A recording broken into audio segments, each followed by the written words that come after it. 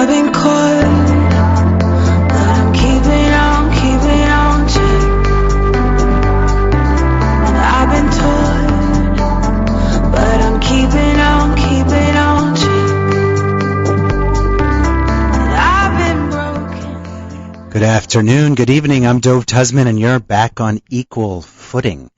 Our topic this evening is something I've wanted to cover on this show for a long time, and finally had the opportunity to book it, to have two wonderful guests discussing the feminine divinity in Judaism, the Shekhinah, the feminine attributes of the divine, both from a mystical perspective and from a theological perspective.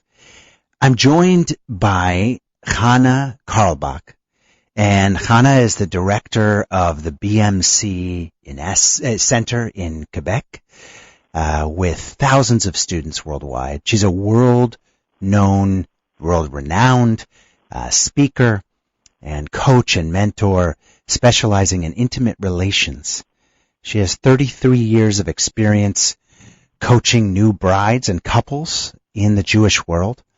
Her greatest passion is training Taharas HaMishpacha teachers, which I'm sure she'll explain to us lay people what that is.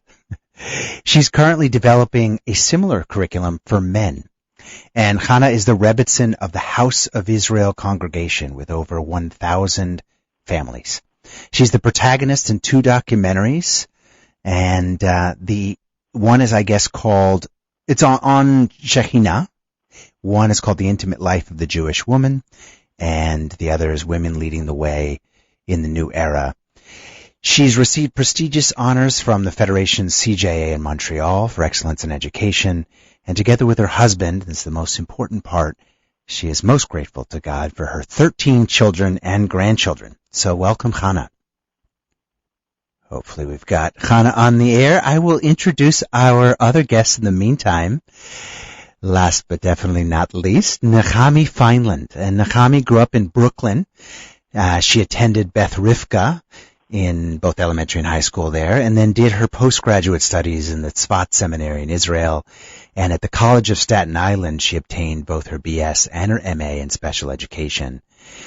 Nechami combines her vivacious personality with unique talents and people skills, and has become a very sought-after teacher and community leader. She's the Rebbitzin at the Chabad Lubavitch Center of Reston, Herndon, Virginia, and she's the wife and mother of 7 big families. Beautiful. She's a mentor to many, and women of all ages from across a wide community attend her classes and lectures. And I think that's a point I'd like to start with, Shekhinah and Nechami, that this show, if someone's listening who is not an Orthodox, observant Jewish person, if you're not even Jewish at all, and this show is certainly not gender specific, listen to this, because there's something to get out of a conversation of the feminine aspect of the divine.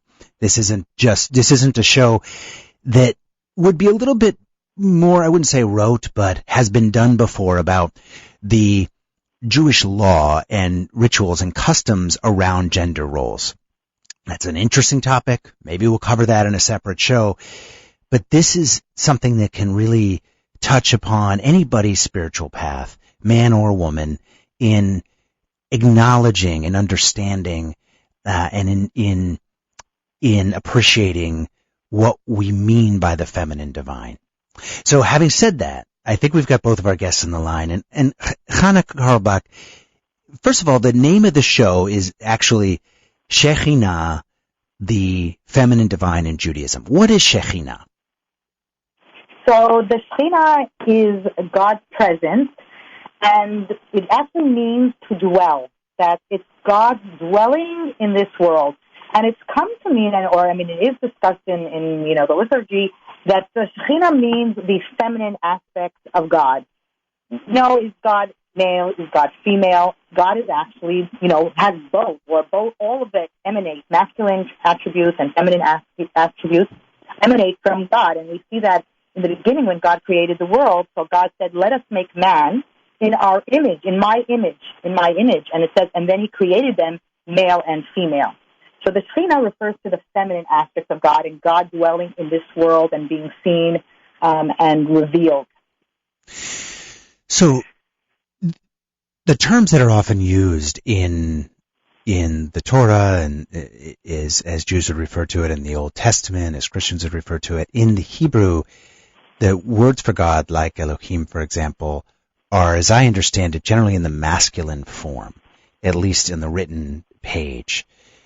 Is that, Hannah, am I misunderstanding that? When we talk about the combination of the feminine and masculine attributes of God, is there something that happens kind of on the way to the forum, so to speak, and in the way that it's in the pedagogy or in the received religious texts, it's not referred to that way, or am I wrong? Well, in general, when there's masculine and feminine, usually we use the masculine terminology. So many times we will say he, but it includes the she. So really to understand many things, you actually have to go deeper into the understanding and say, okay, so what is God? God doesn't have a body, a shape, or form. And actually we refer to God he and she. We're actually not being accurate because God is neither he nor she, but has within God, so to say, from God emanates all attributes, both masculine and feminine. So really to describe God more clear or more profound or more real, it would be the masculine and feminine aspects of God. Right, and Elohim is actually a plural form. That's like lords in a sense. So that makes sense to me. Nechami Feinland,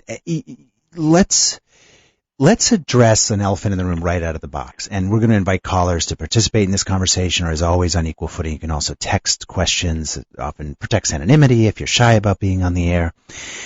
And that's without going down the rabbit hole of, social politics and perception, just to set us on the right ground. Is Judaism is it patriarchal? Is it matriarchal? Obviously, by bloodline, to be Jewish, your mother has to be Jewish. But then, there are many people that see it as patriarchal in terms of, functions and roles. Is it right to think of it as one or the other? And does that matter in terms of our discussion of the feminine divine tonight? Well, thank you for having me. I appreciate being on your show. That's a great question. It's a question that comes up often, especially when I'm speaking to an audience of, women and men of different backgrounds. Some have grown up with traditions and some haven't. So when we look at Judaism, sometimes from an outside perspective, what is the public part of Judaism that we see? That's the synagogue. And today, more than, think about 100 years ago, 200 years ago, it's a more modern way of expressing our Judaism. We think the synagogue is the public place for Judaism. So we kind of think that encompasses everything about Judaism. Mm-hmm. So it's easy for someone to assume that it's, very masculine dominated. There are so many opportunities for men to express their Judaism. Where can I find a place for my feminine energies or for me as a woman? Because that is the open kind of picture that we're getting. Right. But when one begins to learn and understand more what Judaism is, we really see that so much more than goes on in the synagogue is meant to go on at home, in creating a home that has an atmosphere that is Jewish, that has faith of God, that has a love for our identity. That is the work that takes place in the home. And that is where the feminine personality gets to kind of take that place and take that role and take the lead in that. So when, if we're just going to look at what we see for a moment without learning and understanding, one may mistakenly assume. So there's actually room for both. Yeah, and that's why I wanted to do this show tonight, because there's so much misperception on this issue, and especially in popular media. It's been exciting over the last few years to see, on Netflix and on network television shows about Orthodox lifestyle. In a certain sense, I feel like there's something ripe, I guess, around our general social intercourse and exchange of ideas that's brought that to the fore. And it's also been hard at times for me to at least see some of the stereotypical projections and interpretations. I don't think capture the more subtle understanding, and that's what we're trying to get to here too tonight. So we're talking about Shekhinah, and which is the kind of feminine aspect of Judaism, as Chana told us, really dwelling or setting, but it's the feminine aspect of the divine presence of God in the Jewish faith. I'm joined by Chana Carlbach and Nechami Feinland, both respected teachers and mentors and coaches, community leaders, rebbitzins on this to communities at large, and specifically on issues of the feminine aspects of this spiritual path. Participate in the conversation. Don't feel shy, and no question is a dumb question. You don't have to be Jewish to participate. Give us a perspective in your walk of life, in your faith, if it isn't represented on the call here with myself and the guests. Call 718-303-9090. That's 718-303-9090 to be live on the air. You can say your name. You also don't have to. Or you can text a question with a name or without. I will respect your confidentiality to 917-428-4062. That's 917-428-4062. And we do during the show accept both text messages by SMS as well as WhatsApp messages on that line. All right. We're going to go to our first break in a moment. But, Chana, I thought for the men who are listening, including me, I'm listening to you guys drop some wisdom here. What is, before we go to break, the most misunderstood, what is the greatest misperception, do you think, about the woman's role or the feminine aspect of Judaism? Like Nechami said, I feel that people look at what they see and not really at what there is. And male and female were meant to work together to unite and bring this world to a place of unification, which can only happen when we work together and we bring each other's strength to the table. So the world is like a world of competition, which we know is more of more of conquering and a man's, way of going about things. And now it's coming to more of collaboration. And it's really about appreciating the strengths and working together to make this world a godly world where will be peace and harmony. And that's really what we're here to do, to connect, to work together and to bring our strength. So it's almost like that there's a misperception that there's gender duality, that there's less gender duality than it might look like from the outside, that it's like to put it in an Eastern sense, a couple weeks ago we had a wonderful show on Buddhism, and I learned a lot, and it's like the yin and the yang, like that there are these different aspects of the divine entity, and that the separation to some degree is an illusion, or it's not the point. we might be missing the plot on that. Is that like a fair way to paraphrase? Yes, because like according to Kabbalah and mysticism, both male and female contain male and female attributes. And they're both really important and really good. And the question is, what is our role, and how can we learn from each other? It's really interesting because people think that this is like a new thing, or religion is finally catching up, to the world. But just a few weeks ago, we spoke about the daughters of Tzilafchad, 5 brilliant women whose father passed away. They wanted the land, to inherit the land of their father. And what's interesting, if we look about this in the Bible, when they decided to come forth, what they said is, mankind favors men over women, but God is not like that. Right. That's a great place to take a quick pause. We're going to take a break. We're talking to Chana Carlbach and Nechami Feinland about Shekhinah. I'm trying to pronounce this correctly, which is the feminine divine in Judaism. We'll be right back on Equal Footing. But when she gets weary, try a little tenderness, yeah.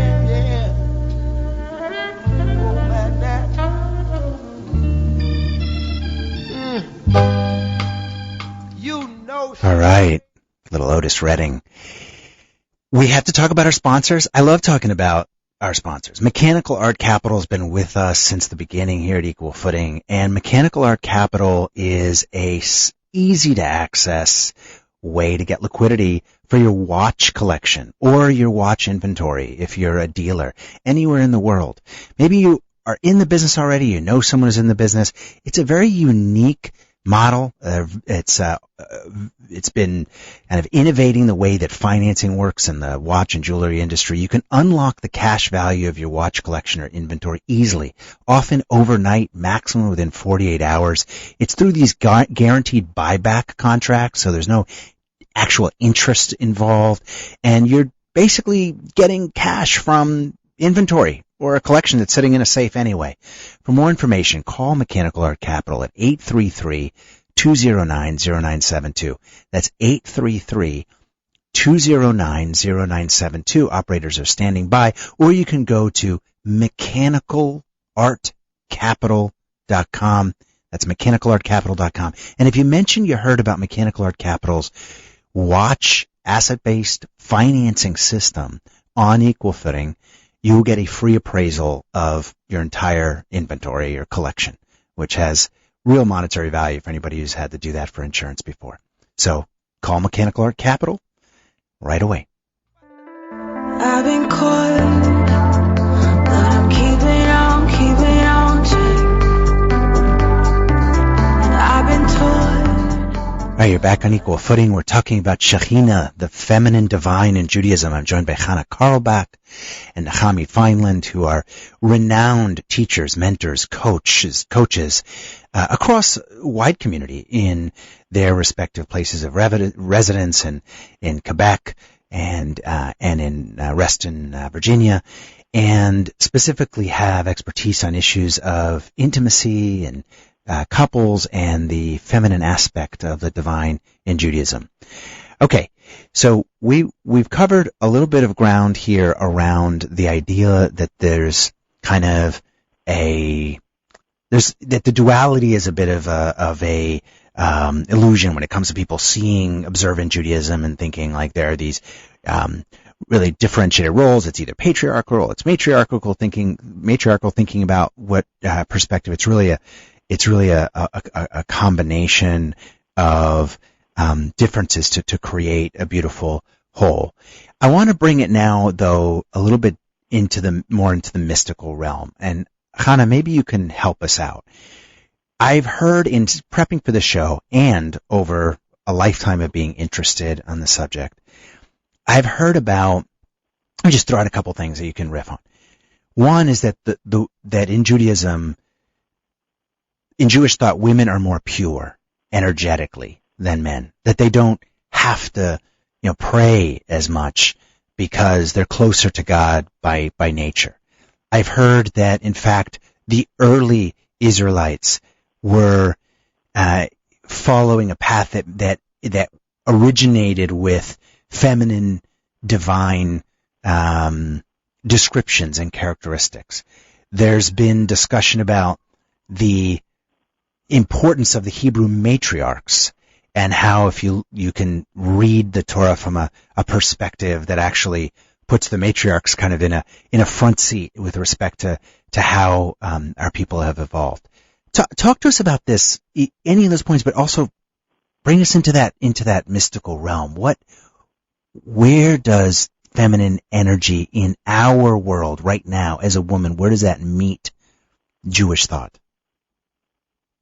I think this is a really, really important concept, and I always tell women when they feel that women might be second class, I say, it can only come from a place of, a lack of knowledge.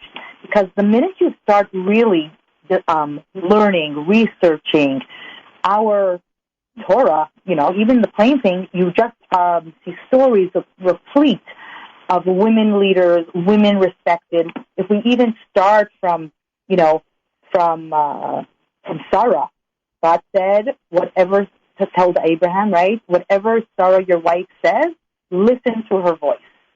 I have a course that actually shows that every single holiday that we observe came about through a woman or a woman played major roles in that holiday.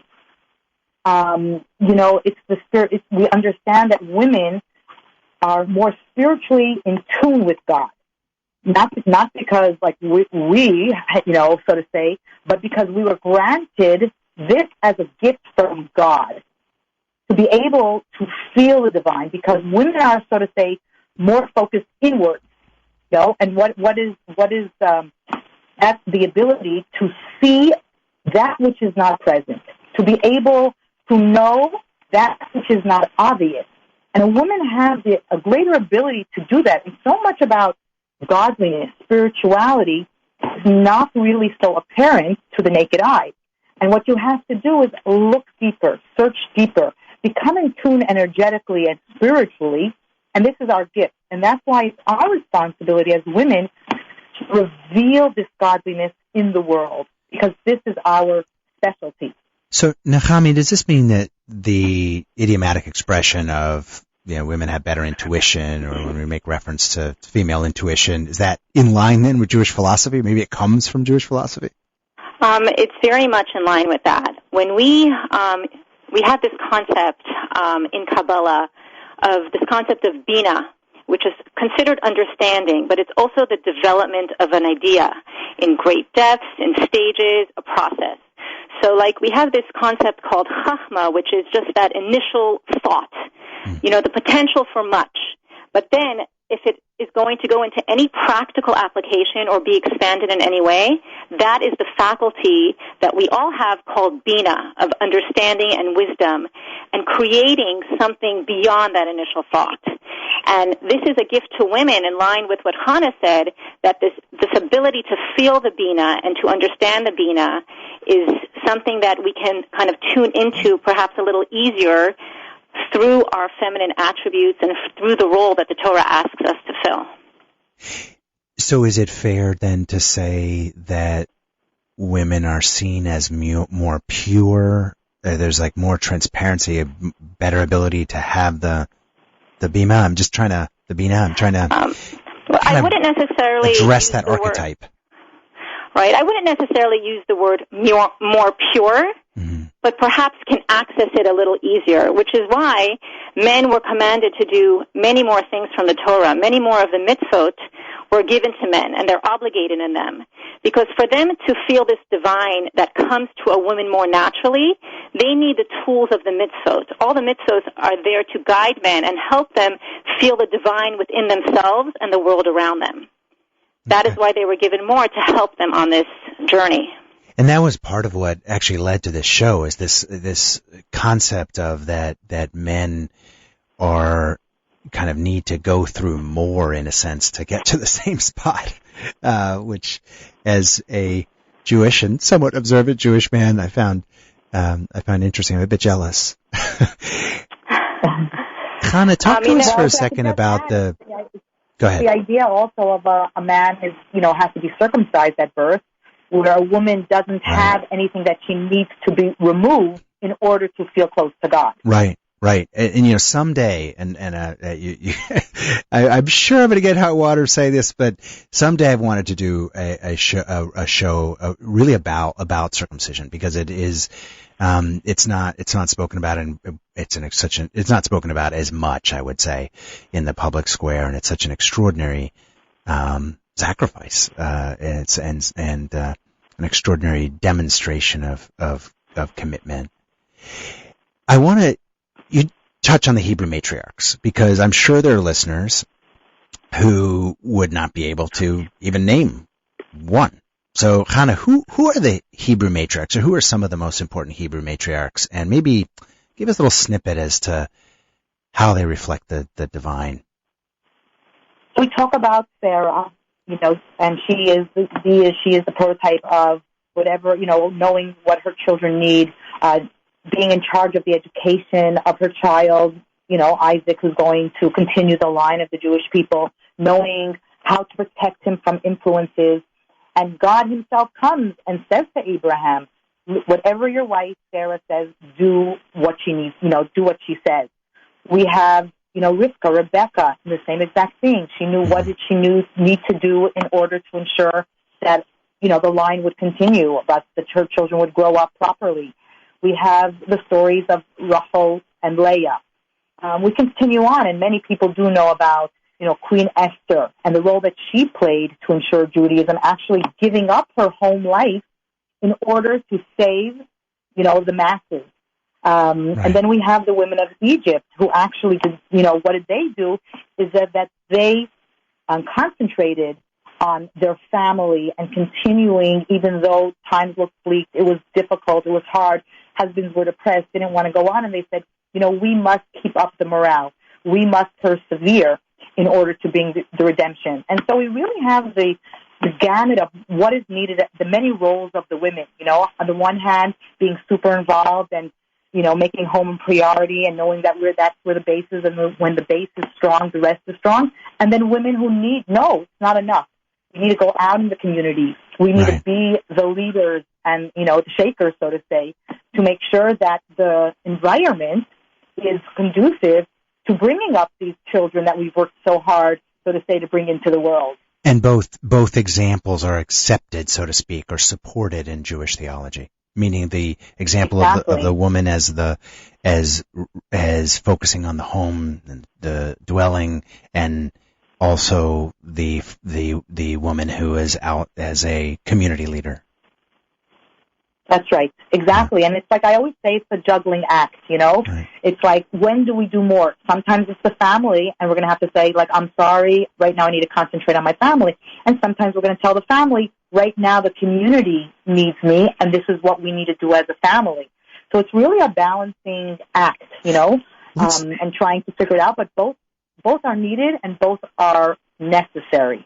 Let's address that balance once more here before we go to our next break. And Nechami, I'm going to tie this a little bit into popular culture, or at least something that's really part of our existing gestalt as a society, and that is this idea that we all have when it comes to sexuality, or it's a spectrum. So that as a man, there are aspects of my sexuality that are feminine. As a woman, there are aspects that are masculine. I'm not saying that's a Jewish point of view. I'm saying that's become kind of a de jure point of view in sociology and in psychology. That there's a spectrum, and different people sit on different places in the spectrum. Is it fair to say, hopefully without touching on our third rail or being too controversial, that in Jewish thought, as men, we need to also connect with our feminine aspect in our spiritual development, that balance actually exists within one human being of a specific gender, and vice versa for women? So it's very interesting, because when we talk about our relationship with God, it calls us the bride and God is the groom. So when we think of, our connection and the energies that we are getting from God, we are kind of like the receiver, which is kind of a more feminine term. And all of us are like that in the way that we should connect to Hashem and in the way that we do the mitzvot. So it's, it's really fascinating, because I think specifically men are going to play this, they kind of have to straddle both at all different times, their masculine pole. But at the same time, in religious life, there's a lot of that feminine attributes that they bring to the table in their fulfillment and in their learning and in their connecting to God. So it's like you said, we all have both.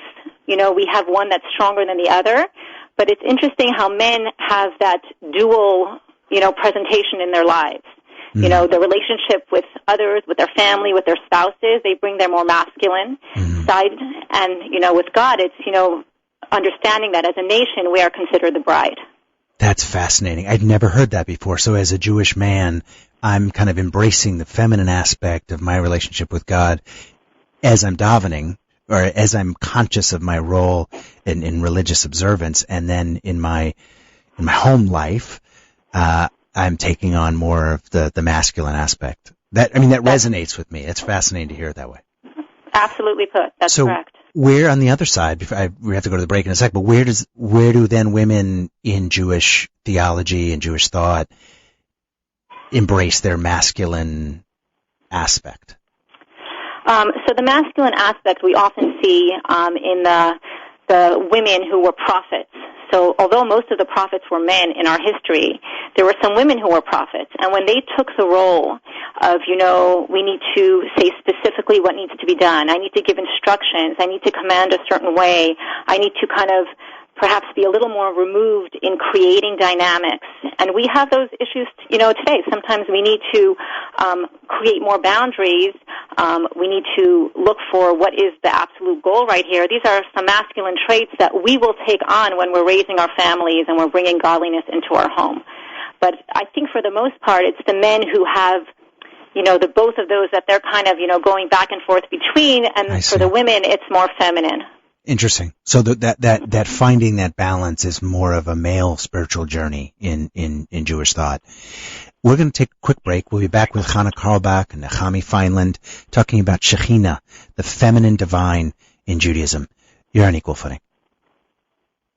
Woman, hold me close to your heart. However distant, don't keep us apart. After all, it is written in the stone. Equal Footing with Dove Tusman is sponsored by MDCS Dermatology, your experts in skincare. With 2 Manhattan locations and 4 offices in Long Island, including Plainview and Commack, the dermatologists and skincare surgeons at MDCS are proud to be affiliated with the Albert Einstein College of Medicine and New York Presbyterian Hospital.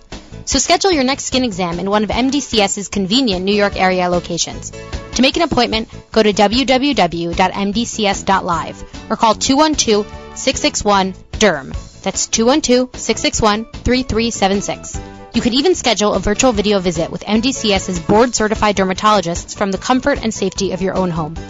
So go to www.mdcs.live or call 212-661-3376. And don't forget to mention Equal Footing for 15% off all cosmetic procedures. I've been caught, but I'm keeping on to.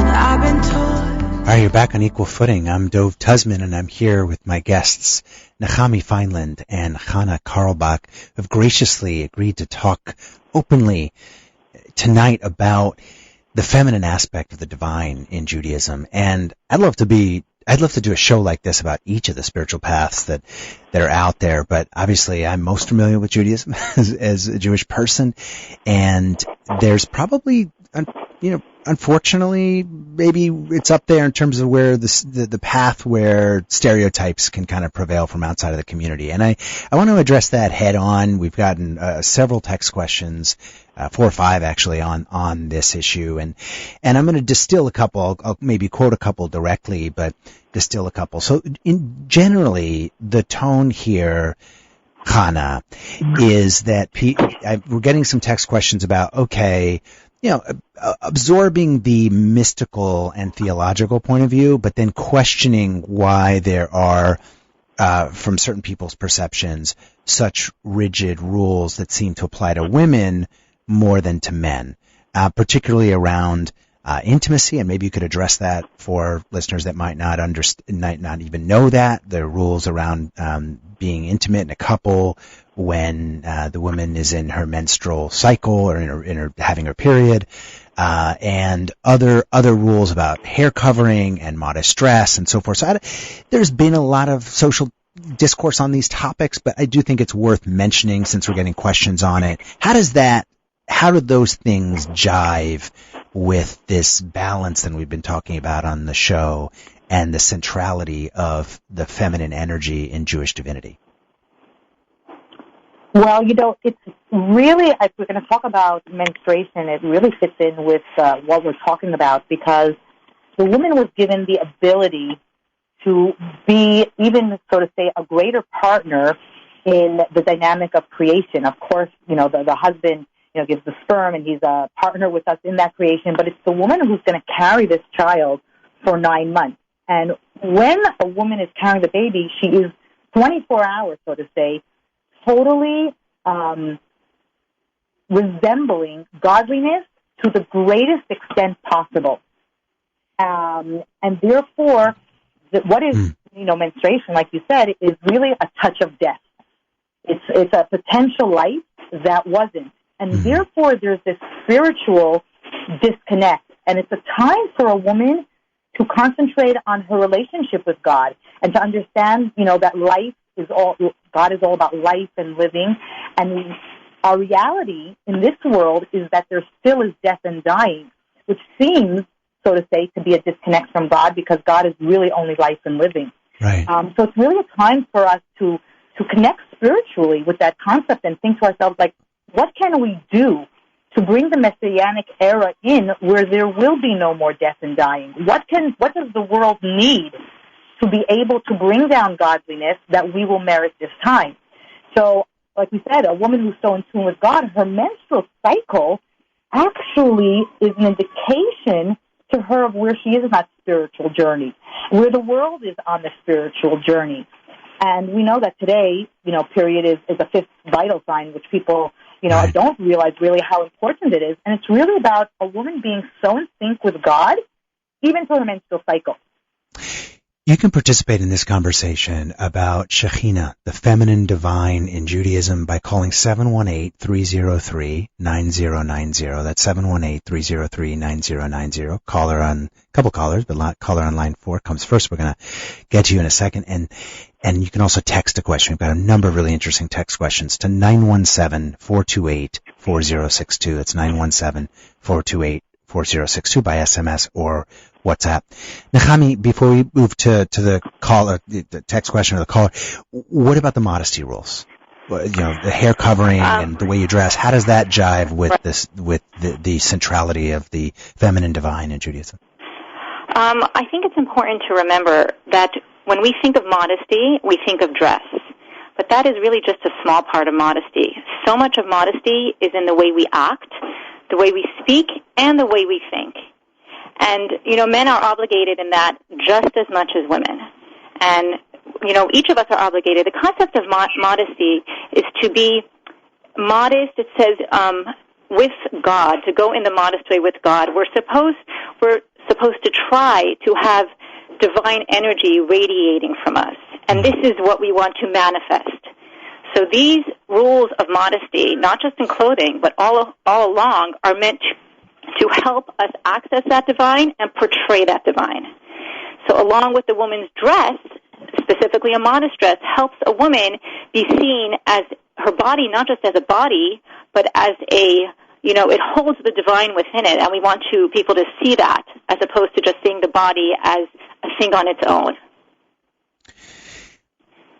Different way to look at these issues. I'm glad that I asked the question, and I think that it begs a quick lightning round of some other related questions. So if you guys are ready, often our third segment rather, we do a lightning round. Okay, so related to a listener sent a question with respect to your comment before, Hannah, about menstruation representing kind of a touch of death and the seriousness of that and the contemplation of that concept. And this listener wants to know, what is the Jewish perspective on abortion?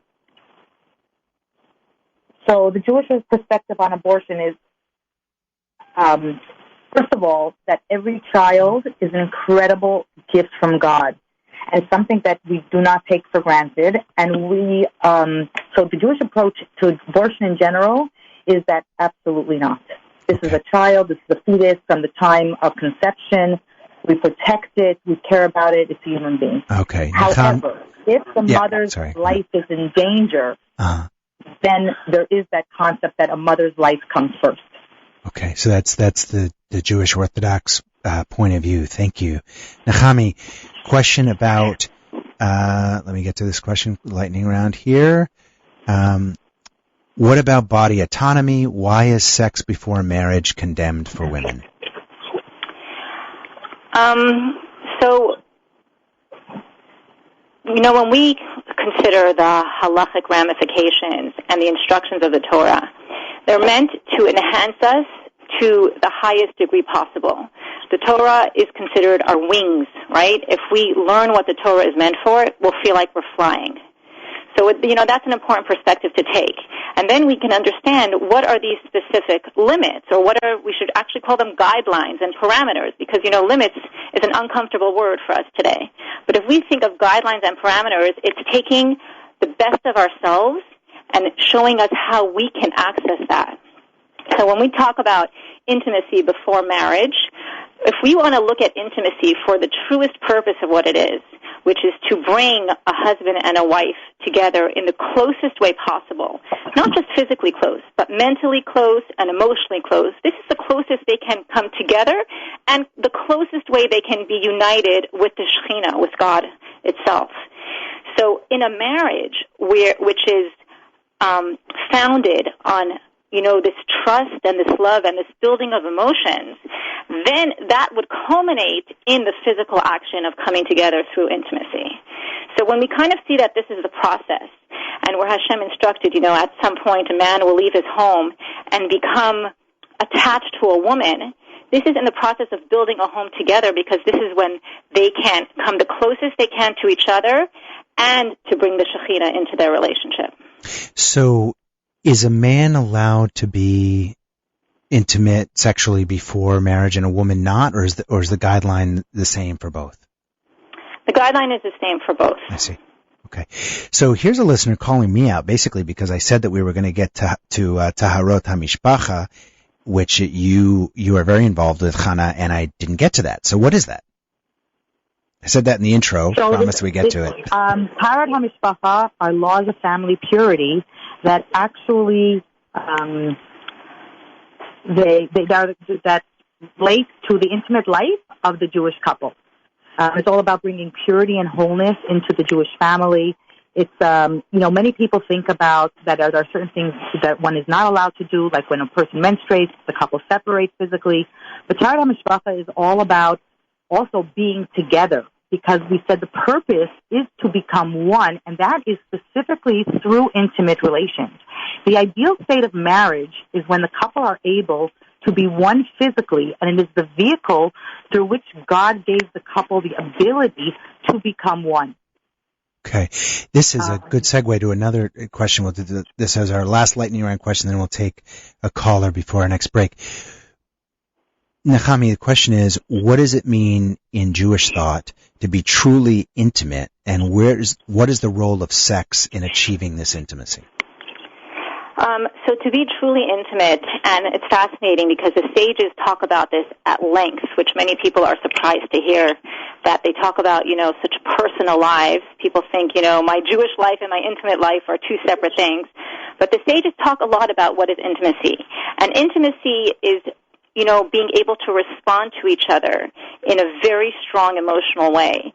And, where one needs something and the other kind of knows what they need, or they feel free to share, and the other one responds in a way that answers the person's need. So there's, a strong buildup of that emotional and mental connection. And, of course, it involves the physical connection, because that is how a couple is not just emotionally connected, but this physical union feeds into their emotional connection as well. So we kind of become cyclical at a certain point. Okay, so the emotional connection comes first. To a certain extent. We often say for women to, even feel in the mood that they want intimacy, they have to feel emotionally connected. And then we say for men to want to feel emotionally connected, the intimacy helps bring that love forward. Right. So, it's a balance that a couple needs to find and talk with each other and feel that each of their needs are so important. And the sages, give a lot of room in their books to talk about this. Okay. I want to take the caller on line 4 who's been very, very patient. You're on the air. Good evening. The great Dove. I think that's Stan. Oh, I'm girding myself, Stan. Take it easy. Take an aspirin. Will you relax? How are you, first I'm of all? good. Nice to hear your voice. Ladies, good evening, ladies. Well, let me ask you a question, ladies. Well, the topic tonight is religious divineness. Is that it? Is that what it is? Yeah, the feminine divine in Judaism. Okay, here's the question, ladies. About a week and a half ago, the President of the United States had in his office, I think, the President of Israel and his assistant, a lady. And while she's there, he is told, President, that this lady had 12 children. And the President talks to her, and it's not about policy. It's that she had 12 children, and he vows to her, and they made a big thing in the news about it. Where is the religious divineness and intimacy in this when you have 12 children? I think it's not divine. I think it's more of, I want to expand the herd. I want to, as other groups have done. I'd like your view on that, because I found it a little, him bowing, I guess he was just trying to be polite and said, wow, unbelievable lady, which she is. But I'd like your view on that. So, Chana and Nechami, you both have big families. Chana, great question. Is are large families part of this topic, or is that something sociocultural? Give us, I'd like to hear both of your points of view. Well, first of all, it's important to know that there's a mitzvah in the Torah and an obligation of a husband to fulfill his wife sexually, to bring her satisfaction in that area of her life. And the Torah is replete with examples. And it has absolutely nothing to do for the man to please the woman. Just to be clear, if someone didn't hear. Oh yes, to please the woman, that she should be satisfied in the sexual part of her life, and it's really has nothing to do, absolutely nothing to do with her ability to have children, and that's why this mitzvah will also apply when she is pregnant, when she is nursing, when she is past menopause, because there's two separate ideas. One is the incredible gift it is to have children, and one is the gift of connection, the gift of becoming one. God has decided that the incredible way He wanted children to be born into this world was through the unity and oneness and closeness of having children. I mean, for us, it does definitely say that every child you have brings you even closer, and we know that when you're so close to your spouse, you want to have children with them. You want to express that oneness. To bring it back to, understood that that's a mitzvah for a non-Jewish listener, like a holy deed. To bring it back to the subject of this show, Nechami, is procreation and having large families kind of intrinsically connected to the feminine divine in Jewish thought, or is that a different set of kind of, does it come more from the mitzvah that the dictate that Chana is mentioning? I think it's both. We learn that every soul has something that they contribute to the world that no other soul can. And when we look at each child as being a gift to the world, that helps us understand this mitzvah of having large families. So it's not like a concept of like grow the herd kind of thing. It's an awareness that every child that comes forth is a gift to the world, and what a gift for the mother and the father to be able to be part of bringing this gift to the world. And when we look at around us and we try to find meaning in our lives, it's God wants us to make a home for Him here. The Shekhinah, the feminine aspect of God, is dwelling amongst us and wants to find a place where it feels comfortable. And by every person contributing in that way, we are all part of a collective group.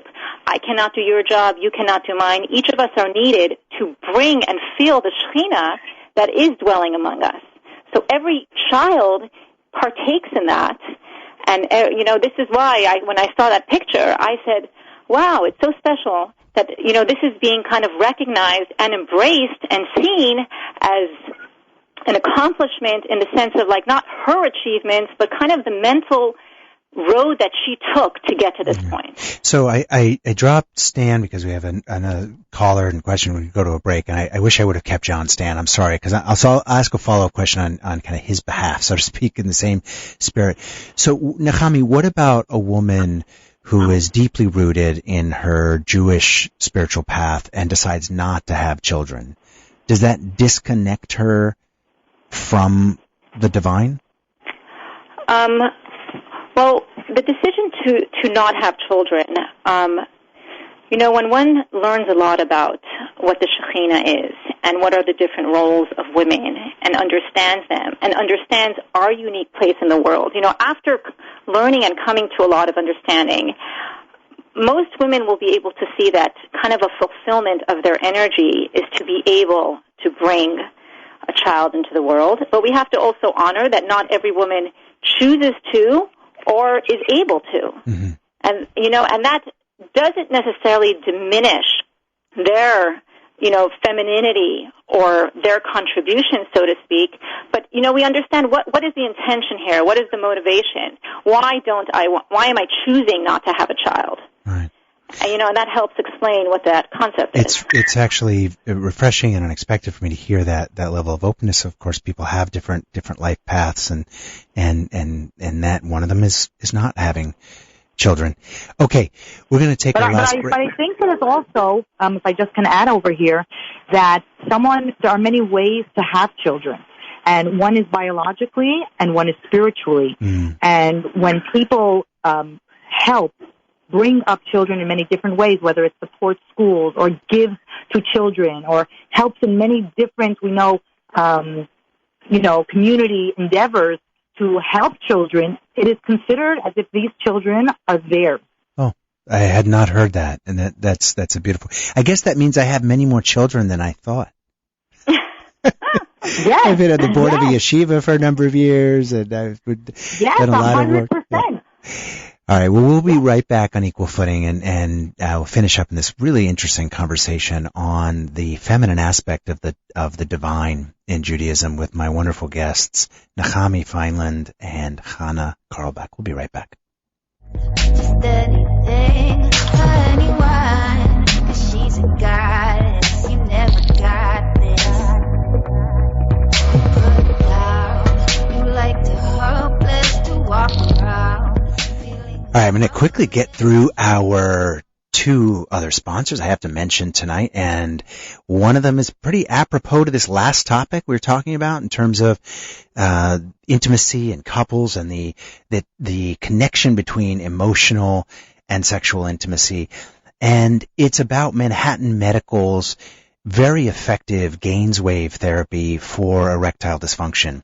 And it's something that doesn't get talked about as much as it should. More than half of men in a lifetime will face this. And there is an option that doesn't involve expensive blue pills and doesn't involve side effects. Not everyone can use the standard medication that's out there for other comorbidities and other issues.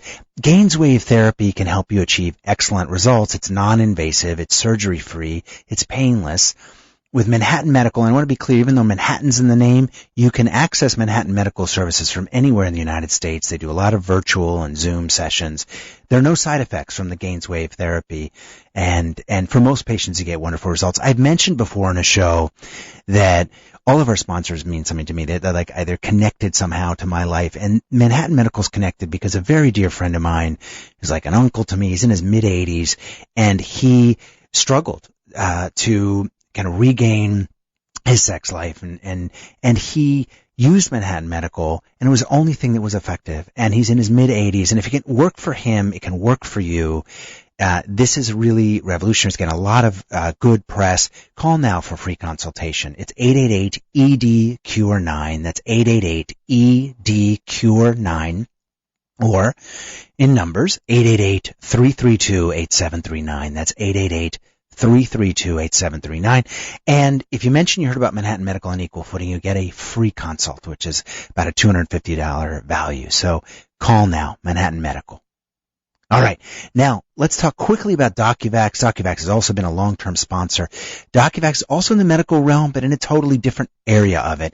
And that's in helping keeping your medical records organized. Maybe you're a medium-sized business owner. Maybe you're a parent trying to keep your children's vaccine information organized. There's an easier way than relying on your doctor, relying on your insurance company, relying on your, messy files at home, or if you're like me, your messy files on your desktop or your laptop computer.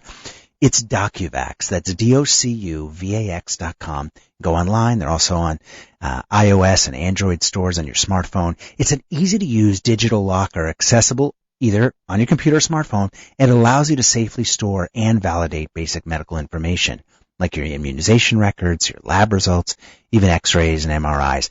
Gone are the days of losing time tracking down old medical records or sharing test results with a new healthcare provider. Your medical records and your family's medical records belong to you, not your insurance company, not your doctors. You got to know when you have to take your next vaccine. You have to know when you need to take your next colorectal or breast cancer screening. You have to understand the results from your serology tests. So sign up. go to docuvax.com or call 833-859-1933. That's 833-859-1933 for as little as $6.99 per month. That's $6.99 per month. You can take control of your medical records, understand them better. You get medical professionals on call to you 24 hours a day to validate your vaccine records, your blood tests, or explain anything else in your medical locker. It's in a secure, HIPAA-compliant digital storage facility, so your data is always secure. Sign up for DocuVax. You can do it online or call 833-859-1933. I've been caught, but I'm keeping on to. I've been told. All right, back for our last little segment here on Equal Footing. I'm joined by Chana Carlbach and Nechami Feinland, and we've been talking about the Shekhinah, the feminine divine in Judaism. I want to thank you, Chana and Nechami, for being so open. As we often close on Equal Footing, I'd like you to take a bit of a devil's advocacy position. I'd like you to kind of get out of your comfort zone for a sec. And let's start with you, Chana. When you hear from one of your students or someone you're mentoring, some deep concern about the gender roles, feminine role in Judaism, or a misconception of the importance of the feminine aspect of the divine in Judaism. I'm sure you teach them that they're not seeing it the right way, but have maybe some compassion for a moment and tell us what you think is kind of the one aspect that you wish we could do better as Jews in helping people kind of resolve this area of potential tension, at least in their understanding. I think that we need to start educating children in a young age, in the elementary, even younger, but start having them understand their specialty, their abilities, their powers, their gifts, and of appreciating the opposite gender as well, and understand how we work together. I talk about this all the time, and we are getting better, but not enough. We need to empower our women. We need to empower our men. We need to empower them to work together and to understand how that is possible. I love that. Teach little boys to understand that feminine energy in a respectful way earlier in their path. I'm sorry to cut you off because we're going to run out of time. Nechami, you have the last word. What can we do better? Where can we acknowledge kind of a blind spot, if you will, in terms of honoring the feminine divine in Judaism? I think as a whole, in all our communities, we can teach ourselves and teach our families that what we place value on has to be what's really important. Often it's whatever shouts loudest at us, whatever has the most financial value, all these superficial, barometers that we use to determine the value of something. And often if we take a little step deeper and learn a little bit more than we have, and we come to see that a lot of what we thought was valuable, doesn't take us far. And if we can, use that time to focus on what is important, our relationships with God, with ourselves, with our family, and those are things that are truly valuable, then we will come to understand our roles in each of those relationships even better. That's beautiful. Nechami, thank you. Chana, thank you. I want to apologize to those folks that sent in text questions. Just another one I would have loved to have gotten to. And for those we couldn't get to on the line, we'll be back next week on Equal Footing. Have a great week. She always seems so happy in a crowd whose eyes can be so private and so proud. No one's allowed to see them when they cry.